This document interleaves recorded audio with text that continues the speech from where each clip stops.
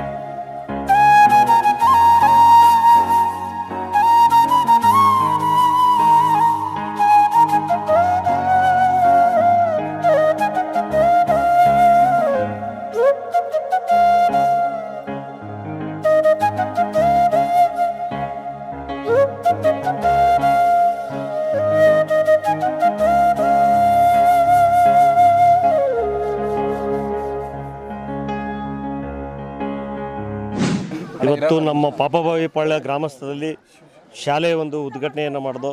ನಮ್ಮ ತಂದೆಯವರ ಜ್ಞಾಪಶಕ್ತಿಯಾಗಿ ನಮ್ಮ ಮಾರುತೇಶು, ನಾವು, ನಮ್ಮ ಕಿರಣ ಇರ್ಬೋದು, ನಮ್ಮ ಪಾಪಭಾವಿ ಪಾಳ್ಯ ಎಲ್ಲ ಯುವಕರು ಹಿರಿಯರು ಎಲ್ಲ ಸೇರಿ ಒಂದು 2 ಫ್ಲೋರು ಶಾಲೆಯನ್ನು ಕಟ್ಬಿಟ್ಟು ಇವತ್ತು ಸಿದ್ದರಾಮೇಶ್ವರ ಸ್ವಾಮೀಜಿಯವರು ಸಹ ನಮ್ಮ ಪಾಪಭಾವಿ ಪಾಳ್ಯಕ್ಕೆ ಆಹ್ವಾನಿಸಿದರು.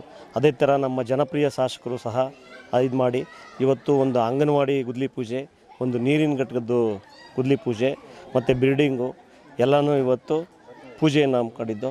ಇವತ್ತು ಮಕ್ಕಳಿಗೆ ಬಟ್ಟೆ ಇರ್ಬೋದು, ಹೆಣ್ಮಕ್ಳಿಗೆ ಸೀರೆ ಇರ್ಬೋದು ವಿತರಣೆಯನ್ನು ಮಾಡಿ ಇವತ್ತು ಒಂದು ಅದ್ಭುತವಾಗಿ ಚೆನ್ನಾಗಿ ಕಾರ್ಯಕ್ರಮ ಆಯಿತು. ಒಂದು ಯಶಸ್ವಿಯನ್ನು ಮಾಡಿಕೊಟ್ರು. ನಮ್ಮ ಶಿಕ್ಷಕರು ಮಲ್ಲಿಕಾರ್ಜುನ ಇರ್ಬೋದು, ನಮ್ಮ ಮುರಳಿ ಮಾಸ್ಟರ್ ಇರ್ಬೋದು, ಸ್ವತಂತ್ರ ದಿನಾಚರಣೆಗೆ ಮಕ್ಕಳು ಒಂದು ಕುಂತ್ಕೊಳ್ಳೋಕ್ಕೆ ಮಳೆ ಬಂದು ಸೋರ್ತೈತೆ, ನಿಮ್ಮ ಇದರಲ್ಲಿ ಒಂದು ಶಾಲೆಯನ್ನು ಕಟ್ಕೊಡಿ ಅಂತ ಕೇಳಿದರು. ಅದನ್ನೇನು ಮಾತು ಕೊಟ್ಟಿದ್ದೆ ಅದನ್ನು ನಾನು ನಡೆಸ್ಕೊಟ್ಟಿದ್ದೆ. ಎಷ್ಟು ಕೊಠಡಿ ಬರ್ತಿದೆ ಸರ್ ಶಾಲೆಯಲ್ಲಿ? ಸರ್, ಇದು 2 ಕೊಠಡಿ ಬರ್ತದೆ. ಸುಮಾರು 20 ಲಕ್ಷ ರೂಪಾಯಿ ವೆಚ್ಚದಲ್ಲಿ ನಾನು ನಮ್ಮ ಮಾರುತೇಶ್ ಇಬ್ಬರು ಸೇರಿ ಈ ಕಾರ್ಯಕ್ರಮ, ಈ ಬಿಲ್ಡಿಂಗನ್ನು ಮಾಡಿಕೊಟ್ಟಿದ್ದೀವಿ. ಶಾಲೆಗೆ ಒಳ್ಳೆಯದಾಗಲಿ, ಮಕ್ಕಳು ಚೆನ್ನಾಗಿ ಓದಲಿ.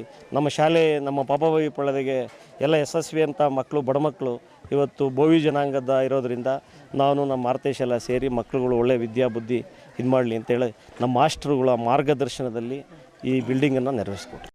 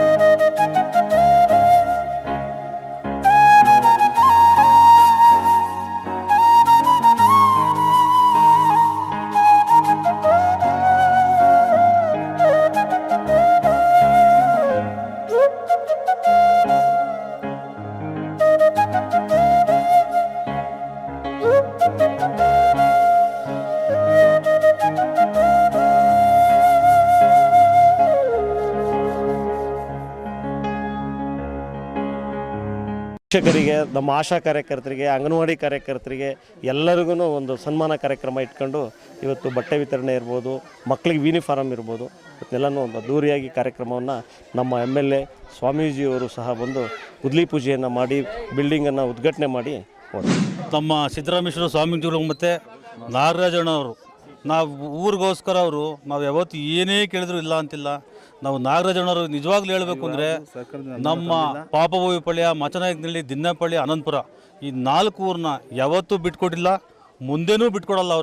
ಅವ್ರ ಪರವಾಗಿ ನಾವು ಯಾವತ್ತೂ ನಿಂತ್ಕೊಂಡು ಜೈ ನಾಗರಾಜಣ್ಣವ್ರಿಗೆ ಜೈ.